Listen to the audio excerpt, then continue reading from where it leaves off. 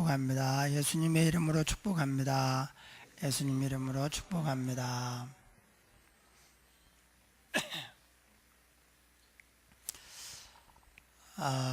벨사살 왕, 느부갓네살 왕의 아들이었습니다. 또 황태자, 왕세자로서 정치 수업을 받고 이제 왕이 되었는데, 왕자로 태어나도 왕이 되지 않으면 또 그 운명이 비참해질 가능성이 많습니다. 왕자로 태어났고 그것도 왕세자가 되었어요. 참 복받은 거죠. 그런데 이 왕이 하나님을 두려워하는 마음이 없이 하나님과 비교하려고 하다가 하나님께서 벽에 글자 쓰는 손가락이 나타나고, 그래서 결국은 하나님이 달아보니까 부족하다. 그래서 그냥 끝내버렸어요. 그리고 이제 그 다리우스라고 하는 왕이, 메디아의 다리오 왕이 이제 바벨론을 정복하고 이제 접수를 했습니다. 그래서 이 다리오 왕이 있고 바사의 고레스 왕이 있습니다. 이 바벨론이 두 나라로 갈려요. 이 메대의 다리오 왕이 바벨론의 일부를 먹고, 그 다음에 바사의 고레스 왕이 또 반을 이상을 먹고 해가지고 벨사살 왕 때 내가 너희 나라를 둘로 나누어서 다른 데 주겠다 그랬죠. 그래서 메대의 다리오 왕과 또 바사의 고레스 대왕이에요. 이 고레스 대왕은 느헤미야 때 이제 보내고 막 이렇게 하는데 그 어떤 아주 큰 역할을 하고, 이방 왕 가운데 아마 가장 믿음이 좋았던 왕으로, 이렇게 느부갓네살보다도 훨씬 더 하나님을 경외하고 온전히 섬겼던 왕이 바사의 고레스 왕이에요. 이 다리오 왕과 고레스 왕은 무슨 관계가 있습니다. 뭐냐, 이 고레스 왕이 다리오 왕의 사위예요. 그러니까 다리오의 딸을 고레스가 왕비로 맞아들여서, 그래서 나중에 이 메대가 아마 아들이 없었는지, 그래서 이 메디아가 바사 왕국으로 흡수가 됩니다. 그래서 결국은 고레스가 전체를 이제 다스리게 되는데, 그 다리오 왕 때에 잠깐 있었던 일입니다. 120명의 그 방백, 120명의 고관을 세워가지고 전국 120도를 통치하게 했습니다. 근데 그 120명과 거기에 딸린 지역을 관할하는 것도 이게 참 쉽지 않은 일이죠. 그래서 3명의 총리를 두어서 이 120명을 뭐 3분의 1씩 나눠 가지고 이제 관리하도록 하고 왕에게 보고하고 이렇게 하도록 했습니다. 그런데 다니엘이 이 3명의 총리 가운데 들어간 거예요. 그런데 다리오가 보니까 다니엘이 너무나 지혜롭고 능력이 있어요. 그래서 이 다리오 생각에 내가 이 다니엘을 제일 높은 3명의 총리를 또 관리하고 다스리는, 그래서 전체 120도를 다 다스리는 그런 이제 지도자로 삼아야 되겠다. 거의 왕이나 마찬가지인 거예요. 예. 전체를 다니엘이 다 다스리는 거예요.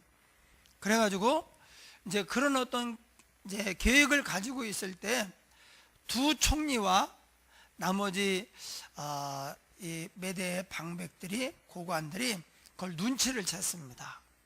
그리고 이건 너무 자존심 상하는 일이다. 이게 포로로 끌려온 주제에 우리의 우리의 최고 머리가 되어서 우리 전부를 다스리는 것은 기분 나쁘다. 그래가지고 그들이 모의를 하고 다니엘을 이제 무너뜨리기로 그렇게 계획을 했습니다. 그리고 뒷조사에 들어갔어요. 사실 조사하면 다 나옵니다. 세상에 털어서 먼지 안 나는 사람이 어디 있습니까? 요즘에는 또 정보화 시대라 우리가 무엇을 냈고 이거 다 나와요. 심지어 어디 들어가 가지고 검색을 하잖아요. 뭘 검색했는가도 다 나옵니다. 가지고 이제 뭐 나쁜 짓 하는 사람들이 이제 사람을 뭐 어떻게 죽이나 이런 거 막 검색을 하잖아요. 그럼 다 그 기록이 돼 있습니다. 예, 어디를 갔는지 CCTV가 우리가 하루에 이렇게 다니는데 아마 지금 100 몇십 번 이상 찍힐 거예요. 우리가 어디를 가고 누구를 만나고 그걸 다 나옵니다. 털어 먼지 안 난 사람 없고.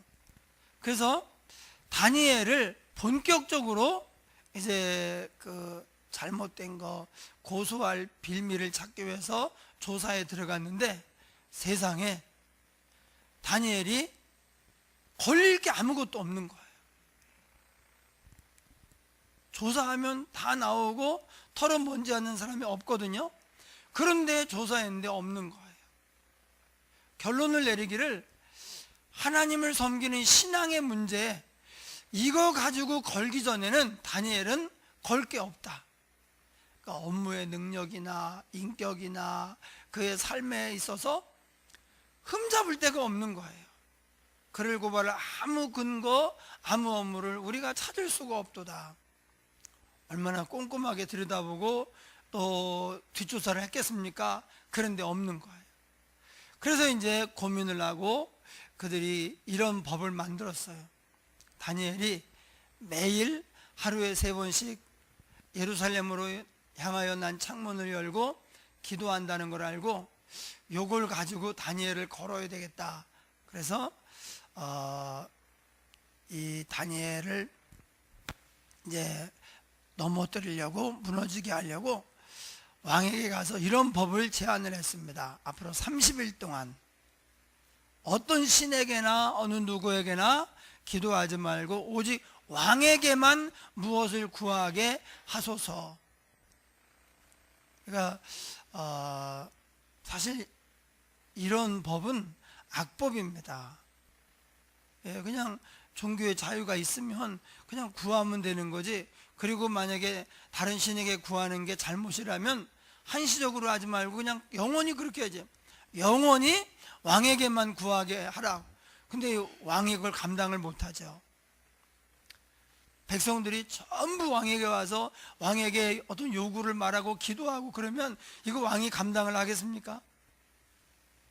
만약에 이게 나쁜 일이면 영원히 그래야 되고, 그렇지 않으면 아예 이런 법은 만들면 안 됩니다.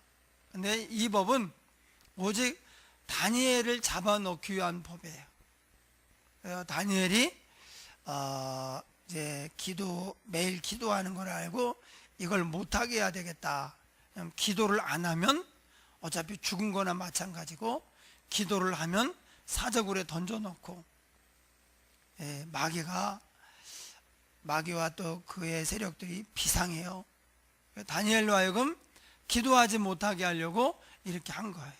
저는 기도하면 사저굴에 던져 죽이면 되고, 그 앞에 바벨론은 누가 무슨 잘못을 하고 말을 안 들으면 불에 태워 죽였습니다. 그런데 이 메대 파사는 굶주린 사자 굴에 집어넣어 가지고 짐승의 밥이 되게 했어요.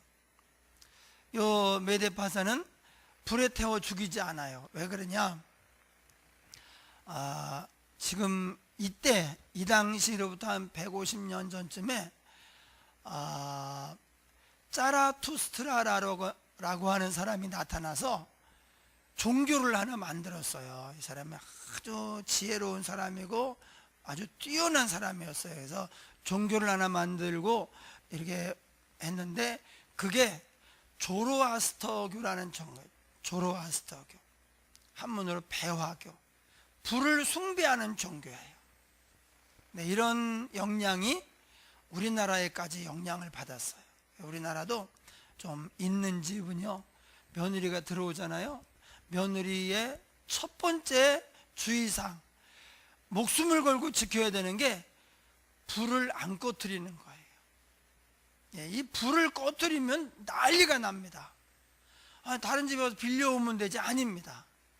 예, 이 불은 우리 집안을 보호하고 우리 집안을 잘 되게 하는 거의 신의 개념이에요. 그게 배화교입니다. 네, 이 배화교가 페르시아가 믿던 종교, 페르시아가 이 조로아스터교를 받아들여 가지고 그 영향을 받았고, 이것이 인도로 중국으로 퍼졌는데 거의 다 없어지고요. 왜냐하면 오늘날은 불이 너무 흔하잖아요. 예, 예전에는 불을 꺼뜨리면 이 불을 어디 가서 빌려와야 되는데 불 빌려오기가 쉽지 않아요.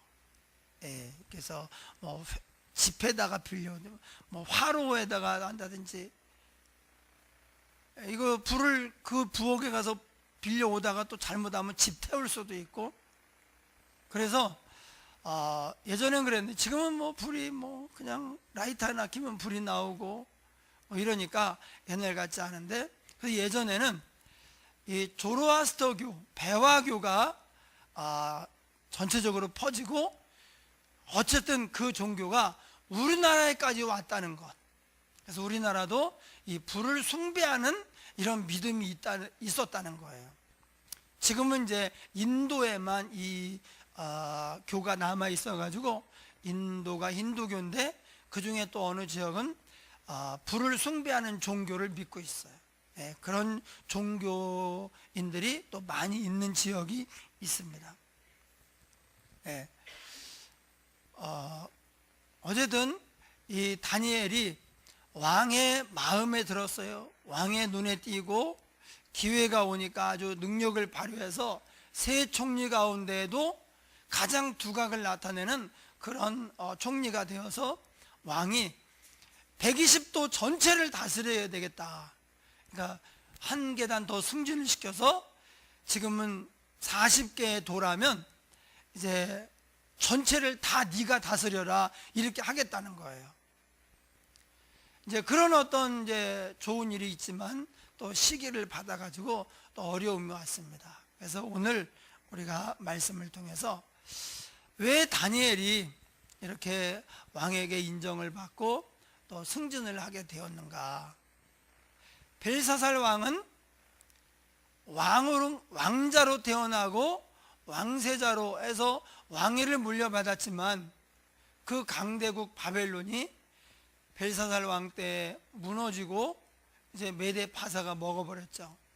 왜 벨사살은 이렇게 망하고 바로 이렇게 죽임을 당했는가.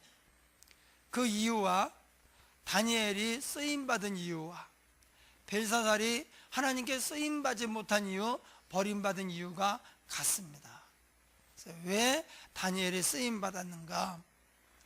첫 번째는 다니엘이 능력 있는 사람이에요. 예, 여기 보니까 3절에 다니엘은 마음이 민첩하여 총리들과 고관들 위에 뛰어남으로 왕이 그를 세워 전국을 다스리게 하고자 한지라. 다니엘이 마음이 민첩했어요. 예, 행동이 민첩한 것은 무슨 뜻인지 알겠는데, 마음이 민첩한 것은 뭔 뜻인가. 아마 이렇게 다른 사람의 형편에 대해서 금방 눈치를 채고 무슨 얘기하면 금방 주제 파악을 하고 이렇게 이제 둔하지 않았다는 거죠. 예, 뭔가 이렇게 소통이 잘 되고 상황 파악이 능하고 현실 파악이 능한 거죠. 주제 파악을 못하고 상황 파악이 안 되면 그러면 행동을 올바르게 할 수가 없죠. 자꾸 이상하고 엇나가고 어리석은 행동만 하게 되니까 다니엘이 마음이 민첩했어요. 그래서 뛰어난 능력을 발휘했습니다. 기회가 오니까 두각을 나타내는 거예요. 예. 우리가 하나님께 받은 능력은 다 다릅니다. 달란트죠. 달란트가 다 틀려요. 어떤 사람은 머리가 좋은 사람도 있어요. 어떤 사람은 또 운동신경이 있어서 몸이 빠르고 운동을 잘하는 사람도 있어요. 어떤 사람은 또 돈을 잘 버는 사람도 있어요. 어떤 사람은 또 사람들에게 마음을 사고 인기를 얻는 사람도 있어요. 리더십이 있고 사람들에게 영향력을 발휘하여서 좋은 영향력을 발휘하는 사람도 있어요. 그런 것이 탁월한 사람도 있고 좀 못한 사람도 있고 그렇게 있습니다. 예. 그 능력은 다 틀려요. 마치 5달란트 받은 사람이 있는가 하면 2달란트 받은 사람이 있는 것처럼 사람의 능력은 다 다르지만 우리가 하나님께 받은 달란트와 은사를 가지고 최선을 다하기만 하면 그럼 하나님이 우리를 귀하게 쓰십니다. 예. 능력은 하나님이 주신 거예요. 그래서 하나님이 내게 어떤 달란트를 주었는가, 그래서 그것을 가지고 최선을 다하기만 하면 하나님은 우리를 귀하게 사용하실 수가 있습니다. 그래서 나는 왜 능력이 없는가? 그건 없는데 다른 부분에는요, 이 사람이 더 뛰어나는 경우가 있어요. 예. 모든 것을 다 잘하는 사람은 하나도 없습니다. 심지어 노래를 잘하는 사람도 있는 것이고, 말을 잘하는 사람도 있는 것이고, 운동을 잘하는 사람도 있는 거예요. 예. 그러나 모든 것을 내가 다 잘할 수는 없어요. 그러니까 우리는 하나님이 내게 주신 이 잘하는 재능을 가지고 최선을 다하는 거예요. 그리고 성령 충만하면 우리가 더 능력 있는 사람이 됩니다. 예. 오직 성령이 너희에게 임하시면 너희가 권능을 받고, 우리가 성령 충만하면 내가 옛날에 내가 어떤지 모를 정도로 그렇게 사람이 능력 있는 사람이 돼요. 다니엘은 능력 있는 사람이었어요. 왜 그러냐? 워낙 좀 지혜도 있었습니다. 노력도 많이 합니다. 그런데 다니엘은 성령 충만한 사람이에요. 다니엘에 대해서 사람들이 느낄 때 한마디로 말하면 다니엘 성령 충만한 사람. 그러니까 왕이 꿈을 꾸고 생각이 안 날 때, 환상을 보고 그것이 뭔지 모를 때 그걸 다 해석할 수 있는 것은 뭐냐? 다니엘이 성령 충만했기 때문에 그래요. 예, 그래서 다니엘은 능력 있는 사람이었다. 두 번째, 다니엘은 충성된 사람이었습니다. 4절 보면 이에 총리들과 고관들이 국사에 대하여 다니엘을 고발할 근거를 찾고자 하였으나 아무 근거 아무 허물도 찾지 못하였으니 이는 그가 충성되어 아무 그릇됨도 없고 아무 허물도 없음이었더라. 다니엘이 충성되어서, 충성된 사람이에요. 능력치는 달라도 최선을 다하면 하나님이 거기서 역사하시고 열매를 맺게 하십니다. 충성이라고 하는 것은 일단 최선을 다한다는 뜻이 있어요. 또 충성이라고 하는 것은 이랬다 저랬다 하지 않는다는 그런 뜻이 있어요. 예, 마음이 흔들리지 않는 거예요. 예, 돌밭에 심겨진 씨는 해가 나니까 말라 죽어버렸잖아요. 그래서 그걸 뭐라 그러냐? 핍박이나 박해, 유혹에 넘어져 가지고 믿음을 놓치는 사람이에요. 근데 충성스러운 사람은 무슨 핍박이 있어도 어떤 유혹이 있어도 흔들리지 않고 오직 하나님께만 마음을 딱 두고 최선을 다하는 사람이에요. 하나님이 귀하게 보시는 사람은 사실 능력 있는 사람이 아닙니다. 오히려 충성된 사람을 귀하게 여기셔요. 모세와 아론 가운데서 말하는 능력, 백성들을 지도할 때 이 말하는 능력이 있어야 되거든요. 말하는 능력으로만 보면 아론이 훨씬 나아요. 그런데 하나님은 모세와 함께 일하고 싶어 하시는 거예요. 모세는 충성되니까. 여호수아를 왜 모세 후계자로 만들었습니까? 충성되니까. 여러분, 우리 능력보다 더 중요한 게 하나님에 대한 충성심이에요. 최선을 다하는 마음, 흔들리지 않는 마음. 그래서 다니엘은 충성된 사람이었어요. 세 번째, 다니엘은 어떤 사람이냐? 결점이 없는 사람이었습니다. 그가 충성되어 아무 그릇됨도 없고 아무 허물도 없음이었더라. 사실 충성하지 않는 것 자체가 큰 결점입니다. 충성하고 성실하게 최선을 다할 때 우리가 결점이 없는 사람이 될 수가 있어요. 업무에 있어서도 또 그 삶과 인격에 있어서도 흠잡을 데가 없는 사람이었어요. 사실 이렇게 다 갖추기 어렵거든요. 사람이, 어떤 사람은 일은 잘하는데 너무 일을 잘하고 능력이 있다 보니까 교만하고 인격이 다듬어지지 않아 가지고 그래서 이 인격이나 삶에 문제가 있는 경우도 있어요. 어떤 사람은 착하고 좋은데 능력이 없어요. 그것도 단점이에요. 이것도 단점입니다.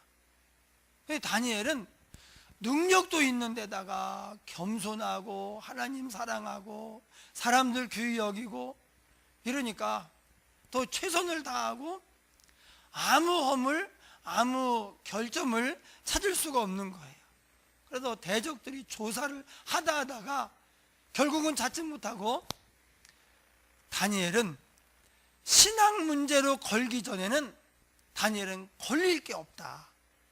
그래가지고 기도하는 문제를 가지고 이놈을 잡아 죽여야 되겠다, 이제 그렇게 한 거 아닙니까?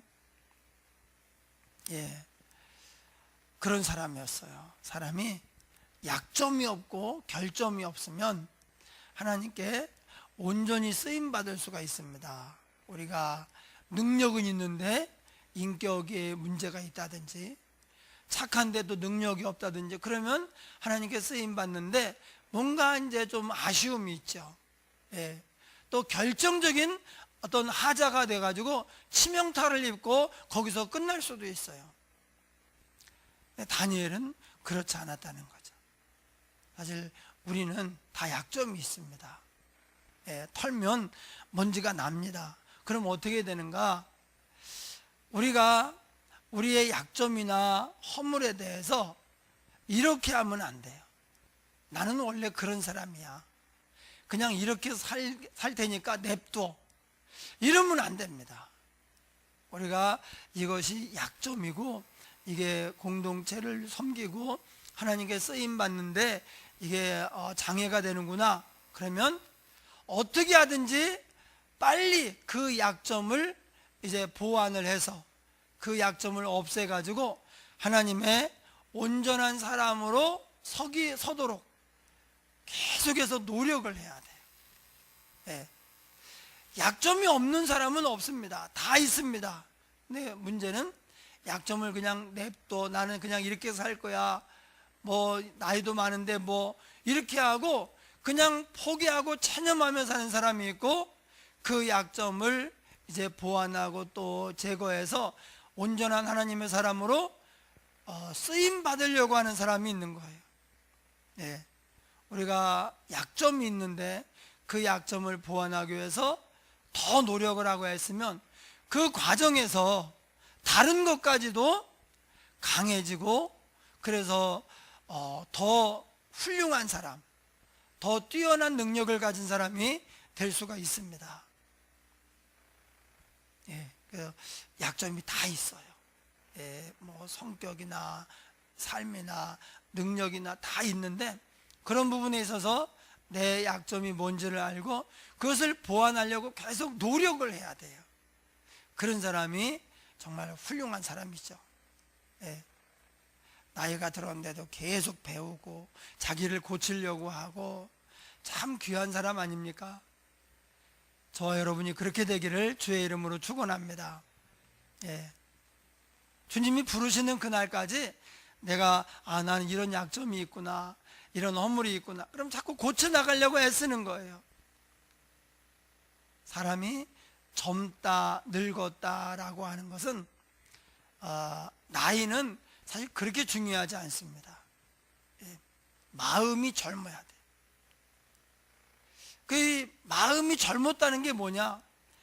나이가 젊었어도요, 마음이 이제 그야말로 늙은 사람은 자신의 약점에 대해서 자기 성장을 위해서 애쓰지 않아요. 그냥 살아요. 아무 생각 없이 그냥 살아요. 그런데 마음이 젊은 사람은 계속 자기를 돌아보고 하나님 앞에서 계속 고쳐나가는 거예요. 그런 노력을 계속 기울이는 거예요. 젊은 사람. 마음이 젊어지면 또 생활도 젊어지고 몸도 젊어져요. 나이는 그야말로 숫자예요. 우리 김경자 권사님이 어떤 할머니 얘기하는데 102살이 102살.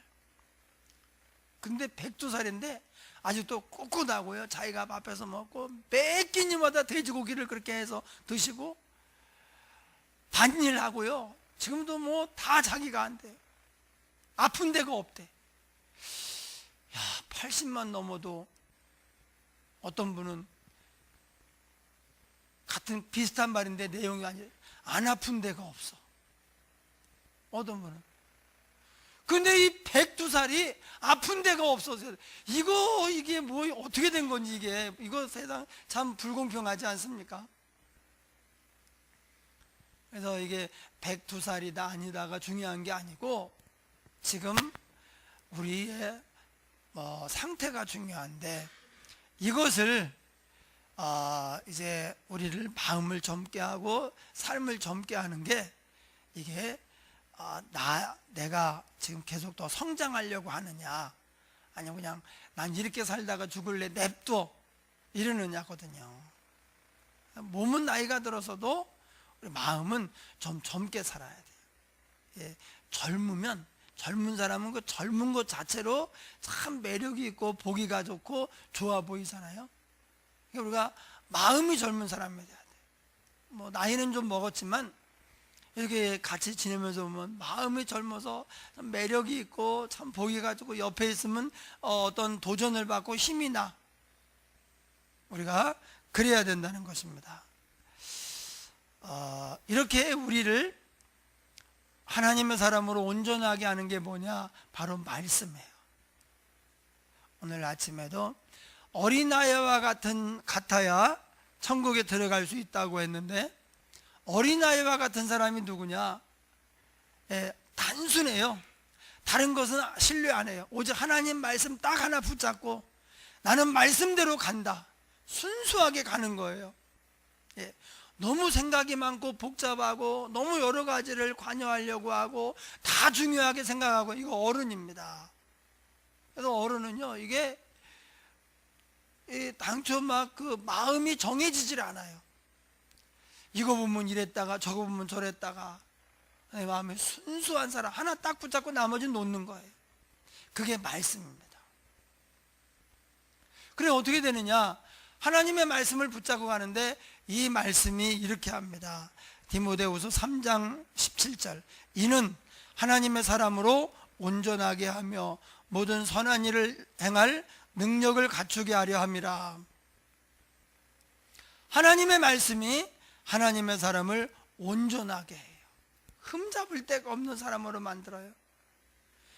모든 선한 일을 행할 능력을 줘요. 말씀이 주는 거예요. 그래서 여호수아와 모세는 훈련 다 받고 하나님이 지팡이를 줬어요. 이 지팡이로 바위를 대면 바위가 깨져나가면서 생수가 터집니다. 지팡이로 바다를 가리키면 홍해가 갈라집니다. 지팡이로 이렇게 흙을 하면 막 애굽 전체 전염병이 돕니다. 이게 무서운 지팡이에요. 아주 하나님의 능력이 깃든 무서운 지팡이에요. 여호수아는 그런 지팡이가 없어요. 그리고 훈련도 제대로 받지를 못했어요. 아주 약한 부분이 많고 좀 미숙하고 부족한 부분이 많았어요. 그런데 하나님이 여호수아에게 사명을 맡깁니다. 그럼 이렇게 합니다. 이 율법책을 내 입에서 떠나지 말게 하며 우로나 좌로나 치우치지 말고 지켜 그대로 행하라. 그리하면 내 길이 평탄하게 될 것이요 내가 형통하리니. 모세에게는 지팡이를 줬는데 여호수아에게는 말씀을 준 거예요. 이 말씀이 아직은 많이 자라야 되고 부족한 여호수아를 성장시킵니다. 온전하게 합니다. 그래서 이스라엘 백성들을 가나안으로 이끄는 이 대업을 능히 감당할 수 있도록 능력도 줍니다. 그래서 모세도 훌륭하고 여호수아도 훌륭해요. 그런데 어쨌든 여호수아는 하나님 백성을 가나안으로 이끌어 갔고 모세는 그렇게 하고 싶었는데 못했어요. 그러니까 말씀이 얼마나 능력이 있는가를 알 수 있습니다. 여러분, 여호수아가 가진 말씀은 끼케야 모세오경입니다. 그런데 우리는 모세오경 뿐만 아니라 구약 전체와 신약 전체를 다시 받았어요. 그러니까 우리가 사실 엄청난 재산이 있는 거예요. 이 하나님의 말씀이 우리에게 큰 재산인데 이 재산은 쓰려고 안 하고 다른 것만 바라보고 막 헤매고 다니면 이게 잘못 판단하는 거죠. 마음이 복잡해져서 순수함을 잃고, 그러니까 우리 삶에 천국이 오지 않는 거예요. 점심 먹고 안충근 집사님이 이제 이렇게 얘기하다가 아주 중요한 질문을 했어요. 아마 여러분들도 아마 그런 어떤 의문을 가졌을 거예요. 죄를 짓는 자 또는 뭐 말씀대로 순종하지 않는 사람은 천국에 들어가지 못하리라, 분명히 성경에 있거든요. 그러면 이게 어떻게 되는가? 세상에 죄 없는 사람이 하나도 없는데 우리가 하나님 말씀을 어떻게 100% 다 지킵니까? 그런데 분명히 천국에 들어가지 못하리라, 하나님의 나라의 기업을 받지 못하리라 그랬는데 이거 어떻게 된 겁니까? 그래서 그게 아주 의문이고 이제 그렇다고 해서 제가 이제 알고 있는 범위 내에서 말씀을 드렸는데 이런 내용이에요. 구원, 우리가 하나님께 구원받아서 천국 가는 것은 우리의 행위와 사실 관계가 없습니다. 우리가 예수 안 믿는 것 말고 우리가 좀 잘못도 해요, 죄도 짓습니다, 약함도 있고 허물도 있습니다. 그런데 구원받는 것은 우리의 행위하고 관계가 없어요. 우리의 구원은 하나예요. 하나님이 나를 사랑하셔서 예수님을 보내주셨고, 예수님이 내 죄를 다 해결하기 위해서 십자가에서 죽으셨다. 예수님의 십자가의 공로, 이것이 나를 위한 것이다, 이게 믿어지면, 이거 믿으면 구원받는 거예요. 그 십자가의 공로가 얼마나 큰지, 우리가 아무리 큰 잘못을 해도, 심지어 지존파와 같은 극악무도한 짓을 저질렀다고 할지라도 그래도 그 지존파 대부분이요 예수 믿고 구원받았어요. 그러니까 하나님의 사랑과 십자가 보혈의 능력이 너무 커서 사람의 짓는 어떤 죄도 덮지 못하는 게 없어요. 다 커버할 수 있어요. 그래서 우리가 구원받고 천국 가는 것은 딱 하나예요. 예수님 믿음으로. 이단이 왜 구원받지 못하느냐? 이걸 안 믿고 다른 걸 하려는 거. 다른 거, 뭐 매일 전도를 해야 된다, 보혜사한테 도장을 받아야 된다, 하나님 어머니 뜻대로 이 전부 다른 거예요. 하나예요. 예수님 십자가, 나를 위한 그 희생, 그걸 믿고 예수님을 내 마음에 모시기만 하면, 영접하는 자 곧 그 이름을 믿는 자들에게는 하나님의 자녀가 되는 권세를 주셨으니. 자녀는 자녀인데 모범생도 있는 것이고 불효자도 있는 거예요. 불효자도 자녀는 자녀예요. 그런데 이제 이단은 네가 자녀가 되려면 이렇게 해야 된다, 그거 하려고 열심히 하는 거예요. 근데 우리는 반대입니다. 자녀가 먼저 된 거예요. 그러면 이제 우리 안중근 집사님이 질문한 그 내용은 뭐냐? 분명히 하나님의 나라를 기업으로 받지 못하고 또 하나님의 나라에 들어가지 못하리라. 이것은 뭔가? 이것은 우리가 죽어서 천국 가지 못한다는 말이 아니라 천국이 두 가지 의미거든요. 예수 믿고 천국 간다고 할 때 두 가지 의미예요. 죽은 다음에 아버지께 가는 것도 천국 가는 거예요. 또 하나, 이 땅에서 하나님 없이 혼자 마치 아이들만 있는 집처럼 굶고 해코지를 당하고 두려워하고 그렇게 하는 것처럼 지옥을 살다가 주님이 내 마음에 오셔서 나와 함께 함으로 내가 천국 같은 삶을 사는 거예요. 예, 인생이 천국이 되고 심령이 천국이 되고 가정이 교회가 천국이 되는 거예요. 이 천국은 하나님 말씀대로 살아야 됩니다. 그러니까 내가 혹 믿고 자녀가 되었어도 하나님 말씀대로 안 살면 이 땅에서 고통스러운 인생을 살아갈 수밖에 없어요. 분명히 자녀로 태어나긴 태어났는데 말을 안 들어요. 이게 제대로 살질 않고 그러니까 부모님이 이제 기업을 안 물려주는 거예요. 너는 한 푼도 없다 이렇게 되는 거예요. 그리고 그냥 몰려다니면서 온갖 그 나쁜 것들에게 시련을 당하고 고통을 받고 그러니까 삶이 지옥이 돼버리는 거예요. 그래서 그것도 천국에 들어가지 못하리라는 표현을 써요. 그러니까 천국은 의와 평강과 희락이거든요. 예, 마음이 평안하고 기쁨이 넘치고 감사가 넘치고 주님과 동행하면서 주님께 맡기고 주님의 능력으로 살고 이렇게 하는데 그게 아무것도 없어요. 기도해도 응답이 안 되고 주님의 능력도 안 나타나고 계속 세상은 나를 쥐어받고 밀어붙이고 그게 막 지옥이 되는 거예요. 우리가 사실 나중에 천국 가지만 여기서 그 천국을 많이 갖다 써야 돼요. 네. 천국을 여기서 많이 누리면 누릴수록 그만큼 천국 가서 상을 받아요. 여기서 지옥을 살잖아요. 그럼 상이 없어요. 그래서 여기서 우리가 누리는 천국과 죽은 다음에 가는 천국이 이렇게 연동이 돼 있어요. 여기서 우리가 하나님 능력을 가지고 이기고 승리하고 복받고 쓰임받고 행복하게 살잖아요. 그러면 천국 가서 상을 그렇게 많이 받습니다. 그 상은 우리가 여기서 상상할 수가 없을 정도로 그렇게 귀한 상입니다.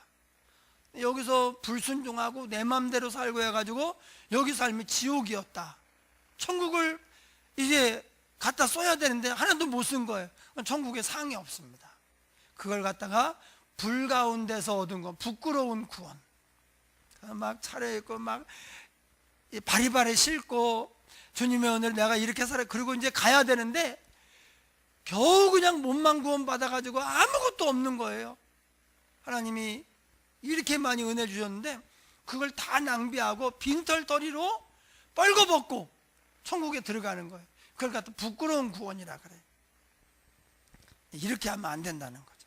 그래서 우리가 따라합니다. 온전해야 쓰임 받는다. 네, 온전해야 쓰임 받아요. 그래서 능력 있는 사람, 충성된 사람, 또 약점이 없는 사람이 돼야 돼요. 네, 다 쉽지 않아요. 그러나 우리가 성령 충만하고 계속해서 성장하려고 하는 이 마음이 젊은 사람으로 믿음 이렇게 신앙생활할 때 하나님이 우리를 온전하게 만들어 주시고 또 귀하게 쓰시고 복 있는 사람이 될 줄 믿습니다. 우리 함께 통성으로 한번 기도하겠습니다. 하나님 아버지, 우리를 온전하게 하옵소서. 마음이 젊은 사람이 되게 하옵소서. 우리에게 약점이 있을 때 이걸 보완하고자 달려가게 하시고 참으로 능력 있는 사람, 충성된 사람이 되게 하시며 결점이 없는 사람이 되게 하옵소서. 온전해야 쓰임받는다고 했습니다. 우리가 이 땅에서 천국을 경험하며 누리게 하시고 행복한 삶을 살아서 주위 사람들에게도 복음을 능히 전할 수 있는 믿음의 사람들이 되게 하여 주옵소서. 하나님 역사하여 주옵소서. 하나님, 그래야 우리 교회가 천국이 되고 가정마다 천국이 되고 우리 인생이 천국이 되게 하여 주시옵소서. 다니엘처럼 날마다 귀 쓰임받아 하나님의 영광을 드러내며 승진하며 더욱더 영향력 있는 사람으로 사용하여 주시옵소서. 예수님 이름으로 기도하옵나이다. 아멘.